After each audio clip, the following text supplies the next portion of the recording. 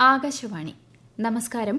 പ്രത്യേക വാർത്താ ബുള്ളറ്റിൻ വായിക്കുന്നത് കൃഷ്ണ പ്രകൃതി. കൃഷി, പരമ്പരാഗത വൈദ്യശാസ്ത്രം, സംസ്കാരം തുടങ്ങി വിവിധ മേഖലകളിൽ കരാറുകൾ കൈമാറി ഇന്ത്യയും അംഗോളയും. പ്രധാനമന്ത്രി നരേന്ദ്രമോദിയും Angola president Joao Manuel Goncalves ലോറൻസോയും തമ്മിലാണ് ന്യൂഡൽഹിയിൽ കരാർ കൈമാറിയത്. ഭീകരവാദത്തിനെതിരെയും അതിനെ പിന്തുണയ്ക്കുന്നവർക്കെതിരെയും ശക്തമായ നടപടി സ്വീകരിക്കാൻ ഇന്ത്യ പ്രതിജ്ഞാബദ്ധമാണെന്ന് സംയുക്ത പത്രസമ്മേളനത്തിൽ പ്രധാനമന്ത്രി നരേന്ദ്രമോദി പറഞ്ഞു.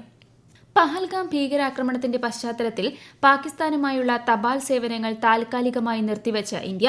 പാകിസ്ഥാനുമായി വ്യോമമാർഗമോ കരമാർഗമോ ഇനിയൊരു അറിയിപ്പുണ്ടാകുന്നതുവരെ പോസ്റ്റൽ പാഴ്സൽ സർവീസുകൾ ഉണ്ടാവില്ല. ഇതോടൊപ്പം പാകിസ്ഥാൻ കപ്പലുകൾക്ക് ഇന്ത്യൻ തുറമുഖങ്ങളിലേക്കുള്ള പ്രവേശനവും ഇന്ത്യ നിരോധിച്ചു. ഇന്ത്യൻ കപ്പലുകൾ പാക് തുറമുഖങ്ങൾ സന്ദർശിക്കുന്നതും വിലക്കിയിട്ടുണ്ട്. പാക് പതാക വഹിക്കുന്ന ഒരു കപ്പലും ഇന്ത്യൻ തുറമുഖങ്ങൾ സന്ദർശിക്കാൻ അനുവദിക്കില്ലെന്ന് ഷിപ്പിംഗ് ഡയറക്ടറേറ്റ് ജനറൽ പ്രസ്താവനയിൽ വ്യക്തമാക്കി. പാകിസ്ഥാനിൽ നിന്നും നേരിട്ടോ അല്ലാതെയോ ഉള്ള ഇറക്കുമതി ഇന്ത്യ നിരോധിച്ചു. പാകിസ്ഥാനിൽ നിന്ന് കയറ്റുമതി ചെയ്യുന്ന എല്ലാ വസ്തുക്കളുടെയും നേരിട്ടോ അല്ലാതെയോ ഉള്ള ഇറക്കുമതിയോ ചരക്ക് നീക്കമോ അടിയന്തരമായി നിരോധിക്കുമെന്ന് directorate general of foreign trade വിജ്ഞാപനത്തിൽ പറഞ്ഞു. ദേശീയ സുരക്ഷയുടെയും പൊതുനയത്തിന്റെയും താൽപര്യങ്ങൾക്കനുസൃതമായാണ് ഈ നിയന്ത്രണം. പ്രധാനമന്ത്രി നരേന്ദ്രമോദിയും ജമ്മുകശ്മീർ മുഖ്യമന്ത്രി ഒമർ അബ്ദുള്ളയും ന്യൂഡൽഹിയിൽ കൂടിക്കാഴ്ച നടത്തി. പഹൽഗാം ഭീകരാക്രമണത്തിന് ശേഷം ഇരു നേതാക്കളും നടത്തുന്ന ആദ്യ കൂടിക്കാഴ്ചയാണ് ഇത്. കോഴിക്കോട് മെഡിക്കൽ കോളേജ് അത്യാഹിത വിഭാഗത്തിലുണ്ടായ തീപിടുത്തത്തിൽ PWD ഇലക്ട്രിക്കൽ വിഭാഗം പ്രാഥമിക അന്വേഷണ റിപ്പോർട്ട് സമർപ്പിച്ചതായി മന്ത്രി വീണ ജോർജ്. എന്താണ് അപകട കാരണമെന്നത് സാങ്കേതിക പരിശോധനയ്ക്ക് ശേഷമേ മനസ്സിലാക്കാൻ സാധിക്കുകയുള്ളൂവെന്ന് മന്ത്രി പറഞ്ഞു. കോഴിക്കോട് മെഡിക്കൽ കോളേജിൽ ഇന്നലെ രാത്രി മരിച്ച 3 പേരുടെയും മരണകാരണം പുക ശ്വസിച്ചല്ലെന്ന് പ്രാഥമിക നിഗമനം.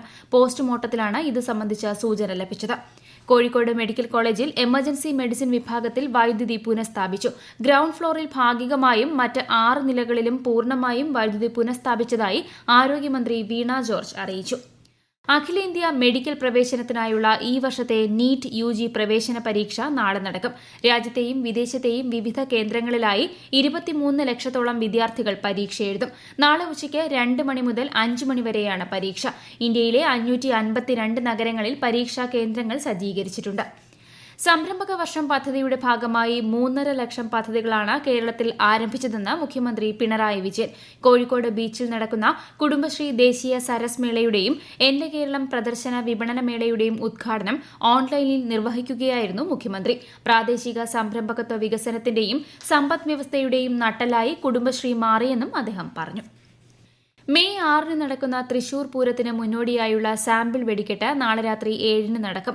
ആദ്യം തിരുവമ്പാടിയും തുടർന്ന് പാറമേക്കാവും വെടിക്കെട്ട് വിസ്മയത്തിന് തിരികൊളുത്തും.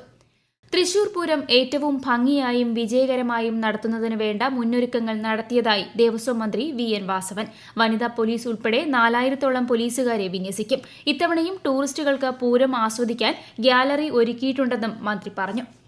കേരളത്തിൽ ഓപ്പറേഷൻ ഡി ഹണ്ടിന്റെ ഭാഗമായി നടത്തിയ സ്പെഷ്യൽ ഡ്രൈവിൽ 114 കേസുകൾ കൂടി രജിസ്റ്റർ ചെയ്തു.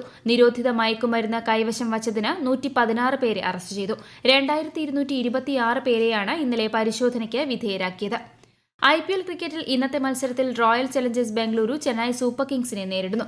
ടോസ് നേടിയ ചെന്നൈ ബംഗളൂരുവിനെ ബാറ്റിംഗിന് അയച്ചു. ബംഗളൂരു ചിന്നസ്വാമി സ്റ്റേഡിയത്തിലാണ് മത്സരം.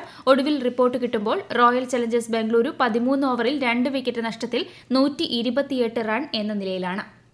കേരളത്തിലെ വിവിധ ജില്ലകളിൽ ഒറ്റപ്പെട്ട ശക്തമായ മഴയ്ക്ക് സാധ്യതയെന്ന് കേന്ദ്ര കാലാവസ്ഥാ വകുപ്പ്. മലപ്പുറം, കോഴിക്കോട്, വയനാട്, കണ്ണൂർ ജില്ലകളിൽ ഇന്ന് മഞ്ഞ ജാഗ്രത പ്രഖ്യാപിച്ചു. നീതി നടപ്പാക്കുന്നതിൽ മധ്യസ്ഥതയ്ക്ക് വലിയ പ്രാധാന്യമുണ്ടെന്ന് രാഷ്ട്രപതി ദ്രൌപദി മുർമു. മധ്യസ്ഥതയുടെ സ്വാധീനവും ഫലപ്രാപ്തിയും എന്ന പ്രമേയത്തിൽ ന്യൂഡൽഹി ദേശീയ മധ്യസ്ഥതാ സമ്മേളനം ഉദ്ഘാടനം ചെയ്യുകയായിരുന്നു രാഷ്ട്രപതി. ഇന്ന് നടന്ന പൊതു തെരഞ്ഞെടുപ്പിൽ ഓസ്ട്രേലിയയുടെ പ്രധാനമന്ത്രി ആന്റണി ആൽബനീസ് നിർണായക ജയം നേടി. പ്രതിപക്ഷ ലിബറൽ നാഷണൽ സഖ്യത്തിന്റെ നേതാവ് പീറ്റർ ഡട്ടനെയാണ് ആൽബനീസ് പരാജയപ്പെടുത്തിയത്. ഓസ്ട്രേലിയയുടെ പ്രധാനമന്ത്രിയായി വീണ്ടും തെരഞ്ഞെടുക്കപ്പെട്ട ആൽബനീസിനെ പ്രധാനമന്ത്രി നരേന്ദ്രമോദി അഭിനന്ദിച്ചു. ഈ മാസം 9 നടക്കുന്ന മോസ്കോ വിക്ടറി ഡേ പരേഡിൽ ഇന്ത്യയെ പ്രതിനിധീകരിച്ച് കേന്ദ്ര സഹമന്ത്രി സഞ്ജയ് സേത്ത് പങ്കെടുക്കും. രാജ്യരക്ഷാമന്ത്രി രാജ്നാഥ് സിംഗിന് പകരമായാണ് സേത്ത് റഷ്യ സന്ദർശിക്കുന്നത്. സ്കൂൾ വാർഷിക പരിപാടികൾ പ്രവൃത്തി ദിനങ്ങളിൽ നടത്താൻ പാടില്ലെന്ന് സംസ്ഥാന ബാലാവകാശ കമ്മീഷൻ. പരിപാടികൾ ശനി, ഞായർ ദിവസങ്ങളിൽ പകൽ സമയം ആരംഭിച്ച് രാത്രി 9:30 തീരുന്ന രീതിയിൽ ക്രമീകരിക്കണം. പ്രത്യേക വാർത്താ ബുള്ളറ്റിൻ കഴിഞ്ഞു. അടുത്ത വാർത്താ പ്രക്ഷേപണം നാളെ രാവിലെ 6:45.